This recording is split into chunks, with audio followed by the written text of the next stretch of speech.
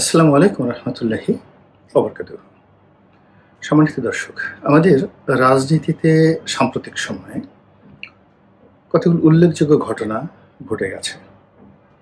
গোপালগঞ্জে এনসিপির সমাবেশকে কেন্দ্র করে সেখানে প্রায় যুদ্ধাবস্থা এবং এনসিপির নেতৃবৃন্দ গোপালগঞ্জে গিয়ে যে বিরূপ পরিস্থিতির মধ্যে পড়েছেন, তার প্রেক্ষিতে তাদের যে পরবর্তী অনুষ্ঠানগুলো, বিশেষ করে কক্সবাজারে অপ্রীতিকর যে ঘটনা শুরু হলো, এটা কোন পর্যায়ে গিয়ে থামে বলা যাচ্ছে না। ইতিমধ্যে গোপালগঞ্জের ঘটনাকে কেন্দ্র করে এনসিপি নেতাদের একটি যে কথাবার্তার অডিও রেকর্ড ভাইরাল হয়ে পড়েছে এবং গোপালগঞ্জে সে যারা নিহত হয়েছেন তাদেরকে কারা খুন করলো বা গুলি করলো, তারা কিভাবে মরলো, তাদের রাজনৈতিক পরিচয় কি, এবং সেখানে এখনো 144 ধারা বলবৎ রয়েছে। এর আগে তা এখানে কারফিউ ছিল এবং সেই ঘটনাকে কেন্দ্র করে আওয়ামী লীগ হরতাল ডেকেছে এবং হরতালকে সফল করার জন্য সেই পুরনো নিয়ম অনুযায়ী বেশ কয়েকটি বাস তারা আগুন ধরিয়ে দিয়েছে বা কে বা কার আগুন ধরিয়ে দিয়েছে এবং এর প্রেক্ষিতে অনেক জায়গাতে বিচ্ছিন্নভাবে হরতাল পালিত হয়েছে, আবার অনেক জায়গাতে হরতালের ন্যূনতম নামগন্ধ পর্যন্ত নেই। এটি হলো বাস্তবতা। হরতালকে উপলক্ষ করে নিষিদ্ধ ঘোষিত ছাত্রলীগ, তারপরে যুবলীগ এবং অন্যান্য অঙ্গ সংগঠন তারা সারা বাংলাদেশে মিছিল করেছে, মিটিং করেছে এবং আমাদের মতো যারা মানে রাজনৈতিক বিশ্লেষক রয়েছেন, আলোচক রয়েছেন, রাজনীতিবিদরা রয়েছেন, তারা এই গত কয়েকদিনে বাংলাদেশে ঘটে যাওয়া ঘটনাপুঞ্জি নিয়ে যত আলোচনা করছেন, সব আলোচনায় ঘুরে ফিরে একটা কথা আওয়ামী লীগ, একটা কথা শেখ হাসিনা। তো শেখ হাসিনা, যারা আওয়ামী লীগের যারা লোকজন, তারা তাকে আপা ডাকেন, আর আওয়ামী লীগ যারা বিরোধী লোকজন রয়েছেন তারা এই আওয়ামী লীগ নেতাদের মুখে আপা আপা ডাক, এটাকে ঠাট্টা করে আপা ডাকেন। তাহলে আপা যে শব্দটি, এটির দুটো অর্থ রয়েছে বাংলাদেশে। একটা হলো সম্মান এবং মর্যাদা, ভালোবাসা, আনুগত্যের একটা প্রতীক, যেটা আওয়ামী লীগের নেতাকর্মীরা তাদের সভানেত্রীর প্রতি প্রদর্শন করেন। আর দ্বিতীয়ত, আওয়ামী বিরোধী শক্তি যারা আছে তারা ঠাট্টা করে বলেন, ওই যে তোদের আপা, তোদের ছেড়ে চলে গেছে, তোরা সবাই মরে যাচ্ছিস, মামলা খাচ্ছিস, মোকদ্দমা খাচ্ছিস, লাথি গুঁতো, তোদের জীবন তছনছ হয়ে যাচ্ছে, আর আপা ওখানে গিয়ে রাজনৈতিক মেহমান হয়ে সেই রাজার হালে রাজস্বিক ভোগবিলাস তিনি করছেন, আর ওখানে বসে বসে মাঝে মাঝে বক্তৃতা দিয়ে, বিবৃতি দিয়ে, কথা বলে তোদের জীবনকে একেবারে শেষ করে দিয়েছে। আর কতকাল তোরা আপার আশায় থাকবি? আপা আর আসবে না, আপা আর বাংলাদেশে কোনোদিন আসবে না, সম্ভব না। এখন আপা বাংলাদেশে আসবেন নাকি আসবেন না, এটি নিয়ে আলোচনা করব। আর দ্বিতীয়ত, আপার যে দল, যে দলের তিনি সভানেত্রী, আওয়ামী লীগ, সে আওয়ামী লীগ বাংলাদেশের রাজনীতিতে থাকবে কি থাকবে না, এটি নিয়ে আলোচনা করব। এই বিষয়গুলো বোঝার জন্য গত কয়েকদিনে আপনি যদি রাজনীতির মেরুকরণ দেখেন, সেখানে স্পষ্টভাবে দেখবেন যে বাংলাদেশের ধর্মীয় যে সংগঠনগুলো রয়েছে, মোরালেস সবাই একটি ছাতার তলে ঐক্যবদ্ধ হয়ে গেছে। দু একটি রাজনৈতিক দল বিচ্ছিন্নভাবে আলাদা আছে, কেউ কেউ বিএনপির সঙ্গে সম্পর্ক বজায় রাখছে, কিন্তু তলে তলে সবাই জামাতের নেতৃত্বে মোটামুটি ঐক্যবদ্ধ হয়ে গেছে। এবং পুরো এই যে ইসলামিক ফোর্স বা শক্তিটি, তাদের মধ্যমণি হয়ে নয়, ঠিক একেবারে সম্মুখ সারিতে, যাকে বলা হয় একটা গাড়ির সামনে যে ইঞ্জিন থাকে, সেই ইঞ্জিন রূপে, বা একটা গাড়ির সামনে যেভাবে ঘোড়া থাকে, ঠিক সেইভাবে হর্স পাওয়ার রূপে বা ইঞ্জিন পাওয়ার রূপে এনসিপির যে তরুণ নেতৃবৃন্দ, তারা সারা বাংলাদেশ চষে বেড়াচ্ছে এবং তাদের যে অনুষ্ঠানগুলো হচ্ছে বিভিন্ন জায়গাতে, গোপালগঞ্জের বিচ্ছিন্ন ঘটনা আর কক্সবাজারের ঘটনা বাদ দিলে সব জায়গাতেই আপনারা দেখতে পাবেন যে গত 11 মাসে যে সফলতা তারা দেখাতে পারেনি, সেই সফলতা তারা দেখাচ্ছে। অর্থাৎ সেখানে লোকজন হুমড়ি খেয়ে পড়ছে, আর ছাত্রনেতারা সেখানে খুবই বলিষ্ঠ ভাষায় কথা বলছে, বিএনপিকে সমালোচনা করছে, আওয়ামী লীগ অর্থাৎ ফ্যাসিবাদ তাদের 14 গোষ্ঠী ধুয়ে দিচ্ছে। এর মধ্যে যে কথা শোনা যাচ্ছিল যে সেনাবাহিনীর সঙ্গে ডক্টর মোহাম্মদ ইউনূসের যে দূরত্ব, সেই দূরত্ব বাড়ছে, কিন্তু সম্প্রতি দেখা গেল যে ডক্টর মোহাম্মদ ইউনূস ক্যান্টনমেন্টে গিয়েছেন এবং একটি অনুষ্ঠানে সেনাবাহিনীর ঊর্ধ্বতন কর্মকর্তাদের সঙ্গে তিনি বৈঠক করেছেন বা ছবি তুলেছেন। তো এটা এই মুহূর্তে খুবই ইঙ্গিতপূর্ণ ঘটনা। আর দ্বিতীয়ত গোপালগঞ্জের ঘটনায় যারা গুলি করেছে, বলা হয়ে থাকে যে তারা সবাই সেনাবাহিনীর সদস্য, অর্থাৎ সেনাবাহিনী গুলি করেছে বা তাদেরকে দিয়ে করানো হয়েছে, এবং সেই গুলির যে ফলাফল ভবিষ্যতে সেনাবাহিনীর পক্ষে যাবে না বিপক্ষে যাবে, দেশের ভিতরে এটার নেতিবাচক কী প্রতিক্রিয়া হবে, দেশের বাইরে কী হবে, এই সকল নিয়ে যখন আলাপ আলোচনা হচ্ছে, ঠিক সেই সময়টিতে জামাতের একটা মহা সম্মেলন হয়ে গেল। বলা হয়ে থাকে কম করে হলো 10 লক্ষ লোক এখানে হাজির হয়েছে। তো জামাতের এখানে 10 লক্ষ লোক হাজির হয়েছে। এর আগে যারা করেছিলেন, অর্থাৎ খুব একেবারে অল অন ছাড়েন, তারা একটি সমাবেশ আয়োজন করেছিলেন চরমনাইয়ের পীর সাহেব। তাদের অনুষ্ঠান অনেক বড় হয়েছিল, 5-6 লাখ লোক তো হবেই, সেখানে একদম কানায় কানায় পূর্ণ হয়ে গিয়েছিল। এবং এই দুটো অনুষ্ঠানই ইসলামী দলগুলো এবং অন্যান্য ছোট ছোট যে রাজনৈতিক দলগুলো রয়েছে তারা সেখানে অংশগ্রহণ করেছেন। তাহলে আপনি দেখুন যে একদিকে বিএনপি তাদের 30% ভোট সম্পূর্ণ একা হয়ে আছে, আর অন্যদিকে জামাত এবং অন্যান্য যে লোকগুলো তারা সাধারণ মানুষের ভোটকে একত্রিত করে সরকারের উপর একটা চাপ প্রয়োগ করার জন্য নির্বাচনের মাঠে অনেকগুলো প্রশ্ন তারা তৈরি করে ফেলেছে। 1 নম্বর প্রশ্ন হলো আইন শৃঙ্খলা রক্ষাকারী বাহিনী যতক্ষণ না পর্যন্ত তারা সক্ষমতা অর্জন না করবেন ততক্ষণ পর্যন্ত নির্বাচন হবে না।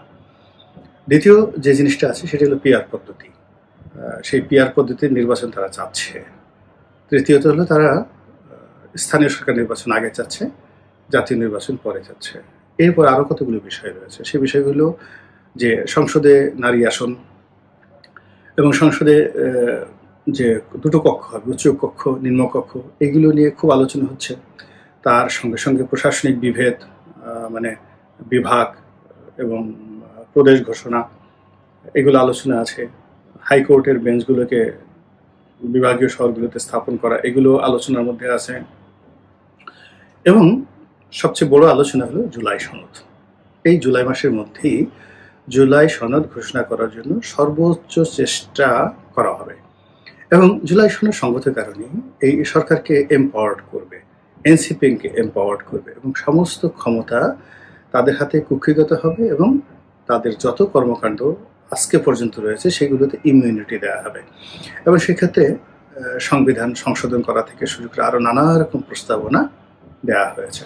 তো বোঝার চেষ্টা করুন যে যা কিছু করার চেষ্টা করা হচ্ছে, এতে করে আগামী যে 2 সপ্তাহের মধ্যে বা 3 সপ্তাহের মধ্যে, আগস্ট মাসের 10 তারিখের মধ্যে পুরো বাংলাদেশ উত্তাল অস্থির হয়ে পড়বে।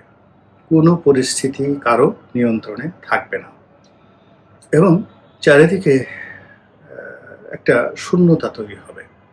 সেই শূন্যতা অলমোস্ট সারা বাংলাদেশের যে ভোটের বাজার, সেই ভোটের বাজারকে ছিন্ন বিচ্ছিন্ন করে দেবে। প্রথমত আওয়ামী লীগের যে 35% ভোট রয়েছে, তার সহযোগীদেরকে নিয়ে এই ভোটের সংখ্যা আরও অনেক বেশি। বিএনপিরও 30, তারা যখন বিরোধী দলে ছিল, এখন যেহেতু তারা নির্বাচনে জয়ী হওয়ার একটা সম্ভাবনা পৌঁছে গেছে, এই জন্য তাদের ভোট 5% বেড়ে গেছে।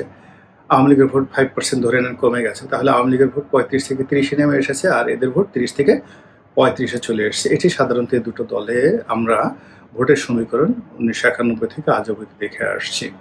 তো এর সঙ্গে তাদের সহযোগীদের ভোট এবং অন্যান্য যা কিছু আছে, সব ভোটগুলো সব এলোমেলো হয়ে গেছে। মানে বিএনপি এবং আওয়ামী লীগের ভোটগুলো এলোমেলো হয়ে গেছে, আর সেই এলোমেলো ভোটগুলো কুড়ানোর জন্য ইসলামী দলগুলো চেষ্টা করছে, এবং তাদের সেই চেষ্টাটা আসলে ভোটের জন্য নয়, তাদের সেই চেষ্টাটা ভোট পিছিয়ে দেওয়ার জন্য, তাদের সেই চেষ্টাটা বিএনপিকে ক্ষমতা থেকে যতটা সম্ভব দূরে রাখা, এবং কোনো কারণে যদি নির্বাচন হয়ে যায় সেক্ষেত্রে বিএনপি যেন কোনো অবস্থাতেই প্রধান রাজনৈতিক শক্তি একক সংখ্যাগরিষ্ঠতা নিয়ে সংসদে সেই প্রাচীন পদ্ধতি নিয়ে তারা স্বৈরাচারী শাসন ব্যবস্থা অতীতের মতো প্রতিষ্ঠা করতে না পারে, এইরকম প্রচার এবং প্রোপাগান্ডা চালিয়ে সারা বাংলাদেশ তছনছ করে ছেড়ে দিচ্ছে। এবং এরকম যখন একটা ভ্যাকুয়াম তৈরি হয়, সেই ভ্যাকুয়ামের মধ্যে আওয়ামী লীগের ফিরে আসার যথেষ্ট আতঙ্ক থাকে। সেক্ষেত্রে আওয়ামী লীগের রাজনীতিতে পুনর্বাসিত হওয়ার যথেষ্ট সুযোগ থাকে এবং এরকম একটা পরিস্থিতি যদি তৈরি হয়ে যায় তাহলে সেক্ষেত্রে আওয়ামী লীগকে স্পেস করে দেওয়ার জন্য দেশের যে কোনো এই যে দুটো পরস্পরের বিরুদ্ধে রাজনৈতিক শক্তি রয়েছে তারা যে কোনো একটি গ্রুপ অগ্রগামী হয়ে আওয়ামী লীগকে সামনে নিয়ে আসতে পারে, এটাই একেবারে স্বাভাবিক। This is one.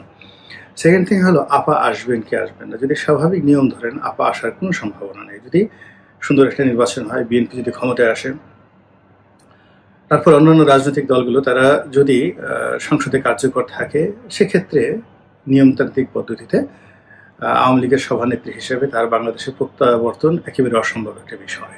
দ্বিতীয়ত, যদি বিএনপি 5 বছর ক্ষমতায় থাকে তাহলে শেখ হাসিনার বয়স 85 বছর হয়ে যাবে এবং তার যে শারীরিক অবস্থা এবং তার যে মানসিক অবস্থা সেটি বর্তমানে যিনি বেগম জিয়া আছেন তার সাথে আরও খারাপ অবস্থা হবেন এবং তাকেও হুইল চেয়ারে করে ঘোরাফেরা করা লাগতে পারে। কাজেই তার ফিরে আসার সম্ভাবনা যদি স্বাভাবিক প্রক্রিয়া থাকে তাহলে অসম্ভব একটা বিষয়। কিন্তু যদি অস্বাভাবিক কিছু ঘটে এবং যেহেতু অস্থির উত্তপ্ত রাজনৈতিক মাঠ, এখানে অস্বাভাবিক সব কিছু ঘটার জন্য সকল পক্ষ প্রস্তুত হয়ে আছে।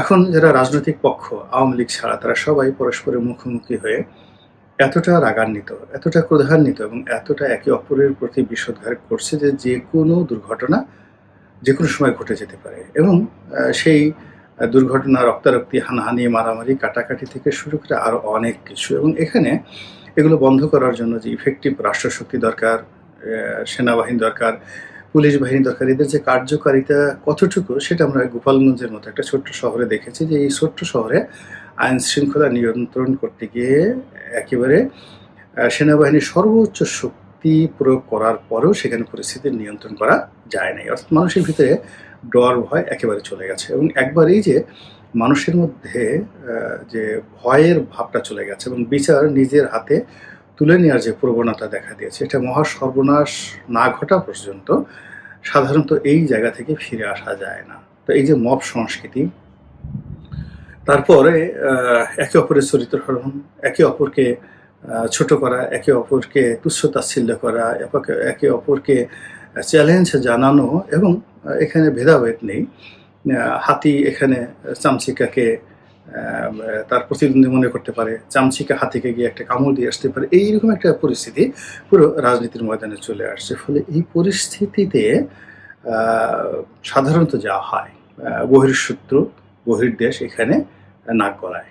অতীতে সবসময় আমরা এটা দেখেছি, আমাদের মহান মুক্তিযুদ্ধেও আমরা এটা দেখেছি যে আমরা যখন নিজেরা এরকম একটা অবস্থার মধ্যে চলে আসি তখন বহির্শত্রু বা বহির্দেশ বা বন্ধু দেশ এখানে নাক গলায়। তো সেক্ষেত্রে যদি ভারত, পাকিস্তান নাক গলানোর চেষ্টা করে, চীন নাক গলানোর চেষ্টা করে, আমেরিকা নাক গলানোর চেষ্টা করে, পুরো জমিনটি একটা উত্তপ্ত গলিত লাভার ভূমিতে পরিণত হবে এবং সেখানে কারা টিকে থাকবে, কারা লাভার নিচে পড়বে, কারা কি করবে এটা এই মুহূর্তে বলা যাচ্ছে না। তবে ওইরকম একটা অবস্থাতে যদি আপা অট্ট হাসি দিয়ে হঠাৎ করে বাংলাদেশে টুস করে ঢুকে পড়েন, অনেক আশ্চর্য হতে পারেন, কিন্তু কেউ আশ্চর্য হবেন না। আল্লাহ আমাদের সবাইকে হেদায়েত দান করুন এবং হেফাজত করুন। আসসালামু আলাইকুম ওয়া রাহমাতুল্লাহি ওয়া বারাকাতুহু।